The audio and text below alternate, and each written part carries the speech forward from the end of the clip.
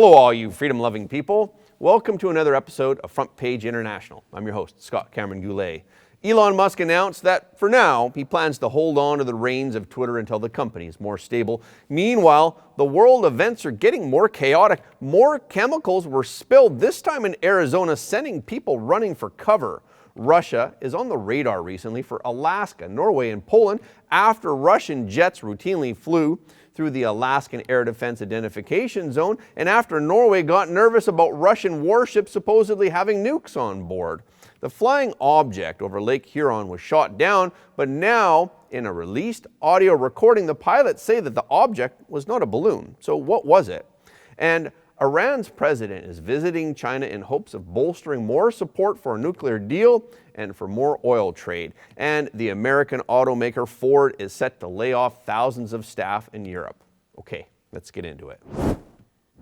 Elon Musk has hinted recently that he might pass on the baton as the company's chief executive by the end of the year. During a virtual appearance at the World Government Summit in Dubai, and after being asked if he had found a new CEO, Musk said that finding another CEO by the end of 2023 would be good timing since he expects the company to be in a stable position by then. He said that, "I think you need to stabilize the organization and just make sure it's in a financially healthy place and that the product roadmap is clearly laid out." In December, Musk said on Twitter that he would step down as CEO as soon as I find someone foolish enough to take the job. He then added that he would just run the software and server teams. Speaking in Dubai, Musk hailed the platform as a valuable communication tool despite the recent difficulties. He also described his ownership of Twitter as a roller coaster. He mentioned that sometimes people have someone else be their sort of Twitter manager or something like that. People should just do their own tweets. I think that's the way to do it. Previously, Musk ran a poll on the social media platform on whether he should step down as Twitter CEO, in which a majority of voters said that he should step down. There has been an emergency shelter in place issued for residents nearby after a truck carrying hazardous materials overturned on February 14th in Tucson, Arizona. According to the Arizona Department of Public Safety, following a crash, a commercial tanker truck overturned on Interstate 10 highway heading eastbound. The Arizona DPS announced on Twitter that the tanker involved in this collision was hauling nitric acid in liquid form. There is footage of an overturned tanker truck producing a reddish-orange mist, which was posted on Twitter. The post was accompanied by the message, "Be safe, everyone. Don't breathe this in." Liquid nitric acid is a highly corrosive substance. It's described by the Centers for Disease Control and Prevention as a colorless liquid with yellow or red fumes with an acrid odor. In vapor or mist form, it can cause burning sensations to the eyes, nose, skin, and lungs.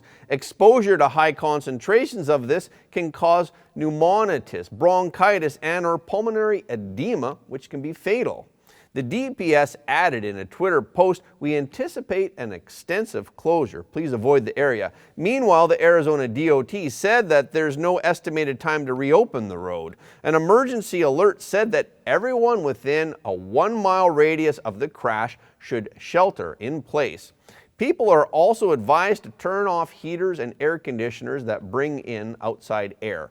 The crash comes after an 18-wheeler collided with a train, leaving the truck driver dead and derailing over a dozen train cars on February 13th in East Texas. The Texas East Montgomery Fire Department announced that there's no active threat to the community stemming from the wreck. This announcement relieved some fears after a train derailed earlier this month that sent toxic gases into the air in Ohio on February 3rd.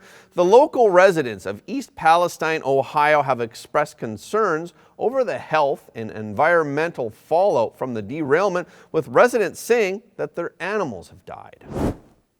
A dramatic cockpit audio recording confirms that 2 U.S. Air Force pilots were unable to locate the unknown object after they shot it down over Lake Huron on Sunday. Air Force officials authenticated the audio. In the audio, it is clear that the pilots of the F-16 Falcons from the Wisconsin Air National Guard were scrambled to intercept the object that was near the Canadian border, but they were hampered in identifying it. One of the pilots said on the recording that I wouldn't call it a balloon. I can see it outside with my eyes. He also said, looks like there's some kind of object that's distended in the air. It's hard to tell. It's pretty small. One of the pilots added that he couldn't tell whether it's metallic. He said, I can see like lines coming down below, but I can't see anything below it. The other pilot said, it's kind of blackish. I'm going to call it like a container. Can't really tell though what the shape is. One pilot described the object by saying the size of it, that would be challenging. It's so slow and so small. He added, it's just some kind of black object. You can see some strings or something hanging down below it. I can't tell if it's holding anything. The unknown object that was floating over Lake Huron was the third object that was shot down by U.S. fighter jets recently, and the efforts are underway to recover any debris. On February 13th, U.S. fighter jets intercepted 4 Russian military aircraft that were entering Alaska's Air Defense Identification Zone. According to a press statement, the North American Aerospace Defense Command, NORAD, which oversees North American airspace and its defenses, responded to the incursion with 2 F-16 fighter jets and 5 other supporting aircraft, including 2 F-35s. The NORAD forces successfully intercepted the group of Russian bombers and fighters that entered Alaska's Air Defense Identification Zone. The Air Defense Identification Zone in Alaska is not considered part of U.S. airspace. It is the surrounding area where NORAD tracks and identifies foreign aircraft. NORAD also said that the action was routine since Russian forces test U.S. responses several times a year by penetrating the Alaskan Air Defense Identification Zone. In the statement, NORAD said the incursion was unrelated to recent high-profile efforts to shoot down unidentified aerial phenomena. The statement said, since Russia resumed out-of-area long-range aviation activity in 2007, NORAD has seen a yearly average of approximately 6 or 7 intercepts of Russian military aircraft in the Air Defense Identification Zone. These numbers have varied each year from as high as 15 to as low as 0. This incident follows the Dutch fighters intercepting a Russian plane earlier this week. That incident also occurred on Tuesday and resulted from an apparent effort by Russian fighters to approach Polish airspace. This was following an announcement that Joe Biden will visit Poland to mark the 1-year anniversary of Russia's full-scale invasion of Ukraine. Biden will travel to Poland between February 20th and February 22nd, and he will meet with President Andrzej Duda in order to discuss bilateral cooperation and the NATO effort to strengthen Ukraine's defenses against the Russian attack. Before we move on to whether or not Russia deployed nuclear-armed ships for the first time in 30 years, I want to say that there's a shocking disclosure that was made by a former MSNBC host regarding her ability or inability to criticize Hillary Clinton. We published the story on our new social platform, Ganjing World.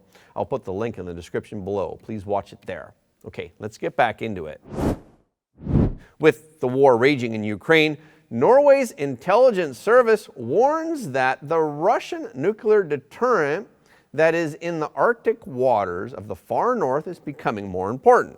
The Norwegian intelligence service said in its annual report that as the importance of nuclear weapons and strategic deterrent forces increases, the Northern Fleet's defense of the military bases in Kola, the Northern Bastion, and the Barents Sea is also becoming more important. In some comments, the report was interpreted as a warning that Russia has tactical nuclear weapons on board its warships for the first time since the collapse of the Soviet Union and since the end of the Cold War. However, Pavel Podvig, a senior researcher with the UN Institute of Disarmament Research, said that he believed the report was highly unlikely to indicate that Russia had deployed ships that are armed with tactical nuclear weapons. Moscow instead relies on ships that can carry nuclear weapons only theoretically.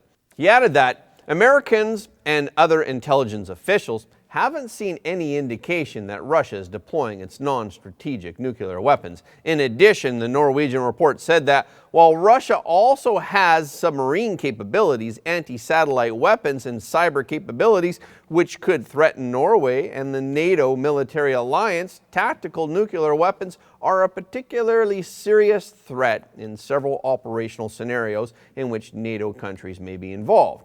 The report also pointed out that an escalation of the localized conflict to a wider conflict involving NATO, the United States, and Norway cannot be ruled out, especially after Norway was implicated in the Nord Stream sabotage. The agency said in its assessment that despite maintaining, modernizing, and developing its nuclear arsenal, Russia's nuclear doctrine is unlikely to change significantly in the coming years. The Ford Motor Company is laying off around 3,800 people across Europe as it attempts to become more competitive in the electric vehicle market by cutting global costs. There will be a loss of 1 out of 9 jobs, including the car maker's German sites, along with 1,300 in the UK and 200 across Europe. In Europe, the US company will retain about 3,400 engineers, while in the UK, the company will lose 1 in 5 workers, mostly at its Dunton Southeast English Research Center. The cuts in Germany equate to around 12% of the workforce. Ford cut jobs in Europe in 2019 and 2020, aiming to achieve a 6% operating margin. The pandemic has thrown that goal off course, with pre-tax profit margins in Europe in the first months of 2022 at only 2.2% of sales. At the invitation of Chinese President Xi Jinping, Iranian President Ibrahim Raisi is now visiting China on a 3-day visit. This is a very important visit for both countries. It's expected that China and Iran will sign many cooperative documents during President Raisi's China trip, in order to continue deepening and expanding the comprehensive strategic partnership between the two countries. Chinese leader Xi Jinping pledged to deepen his ties with Tehran weeks after the U.S. said that it would increase pressure on China to stop buying Iranian oil. Xi Jinping has called for a resolution of the Iranian nuclear issue, while expressing his support for Tehran in safeguarding its rights and interests. According to Chinese state media, Xi Jinping told Iran's President Raisi that China will continue to participate constructively in talks to resume negotiations on implementing the Iran nuclear agreement soon. The 2015 nuclear agreement was supposed to limit Iran's uranium enrichment program in order to make it harder for Tehran to develop nuclear arms in return for lifting international sanctions. But in 2018, then U.S. President Donald Trump ditched the deal, saying that it had not done enough to curb Tehran's nuclear activities, and he reimposed sanctions.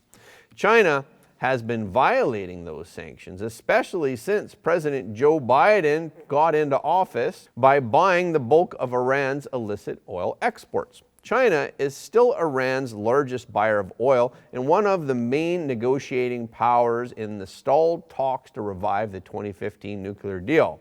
China's oil market is making a comeback this year after the government abruptly ended its growth-sapping COVID-0 restrictions. On Monday, Raisi said that he wanted to address the status of a major 25-year strategic pact that was agreed to in 2020 and that is yet to be implemented. Xi said that China was willing to start the plan without giving any details, and he pledged to raise agricultural imports from Iran and to increase trade in industry and infrastructure. Raisi's trip is the first trip by an Iranian president since his predecessor, Hassan Rouhani, in 2018. This trip also comes amid signs of tensions between Tehran and Beijing after recent complaints from Iran about a lull in bilateral ties between the two. Iran's worries over China's recent embrace of Saudi Arabia has left Tehran wondering whether China is changing its priorities in the region. Although China maintains close relations with Iran and Saudi Arabia has emerged as one of Beijing's leading strategic partners in the region.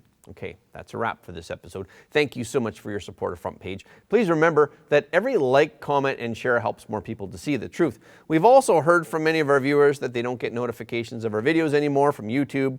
So please follow us on Telegram, Gab, Getter, True Social, and on Ganjing World for the latest updates. I'll leave the links in the description below. Okay, that's our show for today. Thank you so much for tuning in. If you like what you heard today, please don't forget to like this video and share it with your friends and family, because everybody deserves to know the truth. Again, thank you for watching Front Page, and we will see you next time.